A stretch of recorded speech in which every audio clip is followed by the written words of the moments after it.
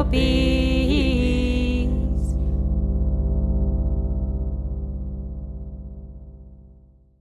Hello, Samuel. We have Hey had there, Stephen. correspondence by email for a couple of years now, Yeah. and it's the first time we've met. So we're really pleased that you're appearing with us at the National Honey Show. We're very honored indeed. And I'll just remind you of when you first became associated in any way with BeeCraft. This was a cover which went down extraordinarily well with our readers, really very striking. And you wrote a terrific article about the honeybee landlord. We're just going to have a short conversation with you now, obviously, but I believe you're going to come back and do a much longer thing with us at a later date. I'm excited about the prospect. Fantastic. Thank you very much. When did you first become interested in bees? Well, that's a great question because most people think that my work with bees has extended back more than a decade or so, but I've been studying insects for more than 2 decades now. I love insects. My favorite subject in the concept of entomology is symbiosis, really close relationships between organisms. And my specialty has been predators and parasites. And since bees are strictly vegetarians, I actually didn't come around to studying them until late 2014, early 2015. And specifically because I was so fascinated by this varroa mite and the oddities of its behavior that I had to learn more about the bees. And everything I learned about the bees was so fascinating. And as I started learning more about them, well, that's really all she wrote. Excellent. So how did you come across the idea of looking to see exactly what they're eating? What made you suspicious that it mightn't be blood? Well, it was a combination between observation and looking at the previously published literature. So there was a lack of experimental data from previously published literature that left a gap in information that concerned me. Building upon that, looking at work conducted by Dr. Alan Cohen, that he's done a lot of work on the physiology of feeding, what it takes to feed on different things, and his work, which may seem a bit humble, but he did some research on the excrement of varroa. His work on the composition of the excrement showed that it was composed of these really nitrogenous crystals made of guanine. And that really rang to be something interesting in my head, considering that my father had this buildup of these similar sorts of crystals in his joints because he has gout. And the connection between the two really got me interested. The mites have so much of a buildup of these crystals in their excrement, or in their bodies, that it has to be released in their excrement. My dad has so much of it built up in his body that his liver isn't capable of filtering it out properly. And so I'd been thinking about that consistently, drawing connections between the two. And I thought, if the mites and my dad have this same buildup, I wonder if it's possible that there might be a similarity in what it is that they're consuming on a regular basis. What is it that's at the top of the list of things you're not supposed to eat if you have gout? And maybe that could show a parallel to what the mites might be eating. And it turns out, as crazy of a connection as that might be to draw, it actually led me in the right direction, because at the top of all those lists was liver. And the bee's liver is their fat body.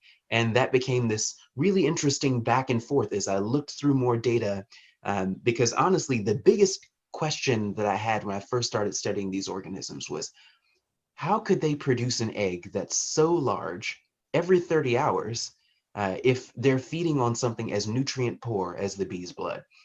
So they keep producing these gigantic eggs every 30 hours. And as I started looking more into this, I thought they have to be feeding on a much more nutritively dense tissue.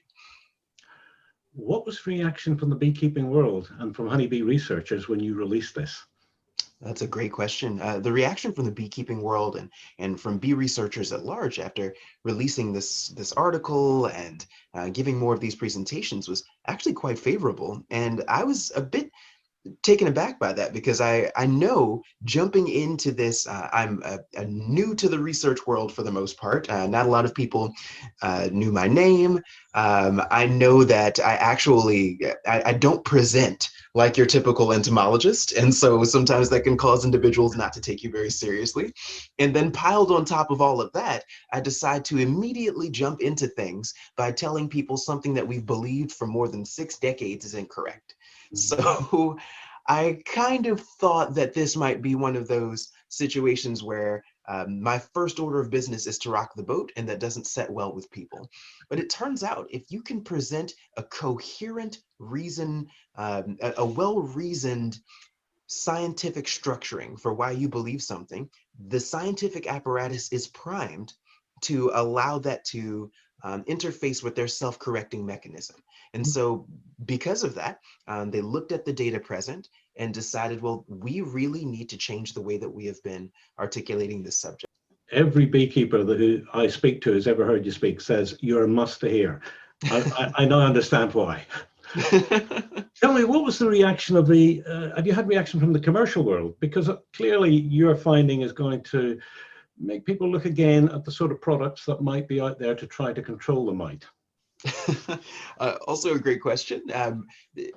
When you're talking about reaction from the commercial world, it's very different from articulations about reactions within the scientific community or within the bee research community or the beekeeping community, specifically because when you're working with individuals in more of a commercial setting, the bottom line is to find a way to make this marketable.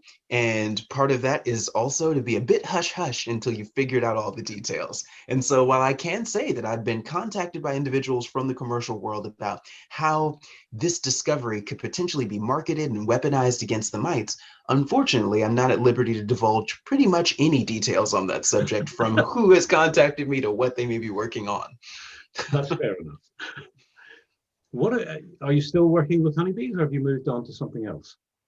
I am definitely still working with honeybees, and I suspect that I'll be working with honeybees for a long time. When I told you earlier that my interest in symbiosis led to an interest in bees, and that's all she wrote, I really did mean that. Like, I'm not sure what the next chapters will look like, but I'm pretty sure they will include honeybees. Okay. What are you doing at the moment? So at the moment, at the moment, what am I working on? This is the part that I really love to jump into, because multiple avenues have opened up. So I am currently working on figuring out a way to utilize this information about the fat body against the mites.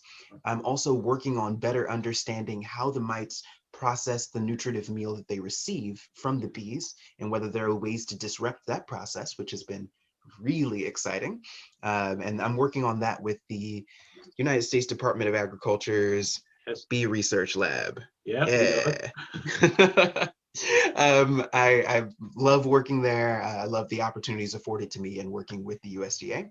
But in addition to all of that, one of the most exciting opportunities afforded to me in that time has been the opportunity to travel to Southeast Asia and work on better understanding parasites and pests of honeybees that are not yet in the US, but are well worth our attention. And so in my time there, I was primarily focused on Tropolaelaps mercedisi, which is a parasite of honeybees similar in some ways to varroa, but different in a number of others. It's a mite that feeds on the brood and causes a number of problems to colonies.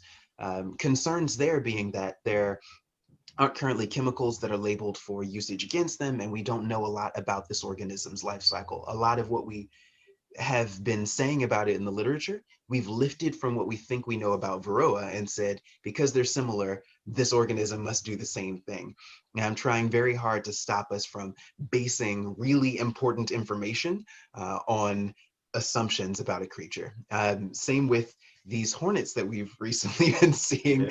There's a different species in the UK than the one that we've seen in North America, but it's been very important to me to make sure that we have an emergency response plan to different organisms. And that's the biggest reason why I headed over there. We need to know what we can utilize against a potential invasive organism before it arrives, because if we wait until the creature arrives, then we're scrambling to figure everything out and we lose precious time that can allow for that creature to establish. And after it's established, it is substantially more difficult to get rid of it than if you had prevented the establishment in the first place. So I've been telling people it's so much better if you have an emergency response plan before you hear people yelling, "Fire!" That's brilliant. I'm sure every beekeeper that I know will be really pleased to know that you're continuing your work in the honeybee world. But tell me, you said you were late-ish into the honeybee world, 2014. Mm-hmm. That the family taken an interest? That's a great and multifaceted question. So I'll break it into two parts and we'll move forward with that. So you asked if my family is interested in beekeeping. And at the time when I started with this subject, my family was worried about me. They did not understand why I would be interested in having a box of stinging insects that I was consistently opening and stealing babies from for research. Like it just, it did not make any sense to them. My dad was the most concerned of everyone. He would call me repeatedly and say, "You got the whole moon suit on, right? While you're in there, like you're wearing the whole thing, top to bottom." And I'd tell him, "Well, no, today I'm just wearing the veil." And he would get so concerned. He thought that I was going to just be swarmed and stung to death. And that it is fascinating how things change. So for me, what really got me into it was my fascination with the varroa mites themselves and the parasites, just in general, the symbioses with honeybees. So the symbioses that they have with flowers was really interesting to me, the ones that they have with human beings and the ones that they have with these parasitic mites, because of course a symbiosis isn't just a mutualism. It's not just the circumstances where two organisms benefit each other, but sometimes when they are antagonistic. So that got me into actually studying bees and then eventually getting my own colonies and that process. But it wasn't until my dad started coming to my presentations and hearing me talk about this subject that he realized just how exciting of a prospect it would be to be a beekeeper himself, especially when he started looking at the amount of money that he spends every month on honey. My dad uses a ridiculous amount of honey in his tea, and it finally dawned on him, I could get my own honey from my own bees and be sure that it's actually honey. Because he read an article about how there are individuals marketing high fructose corn syrup with caramel coloring and other things in it as honey, and how that's actually become fairly popular in restaurants and things. And so he decided he was going to cut out the middleman. He is going to establish his own colonies. His first year was a rough and tumble year, but year number 2, he's gotten his first honey crop. He could not be more excited about it, and he's been marketing as real Ramsey honey. Thank you very much indeed. That was brilliant talking to you. I've waited a long time to speak to you. It was well worth the wait. And we look forward to you appearing on a BeeCraft event over the next few months. We hope we'll try and set that up if you're willing. I'm looking forward to it as well. And I have to tell you that I am honored to get to talk to you guys in your 101st year. Bees, bees, hark to your bees. Hide from your neighbors as much as you please. But all that has happened to us you must tell, or else we will give you no honey to sell.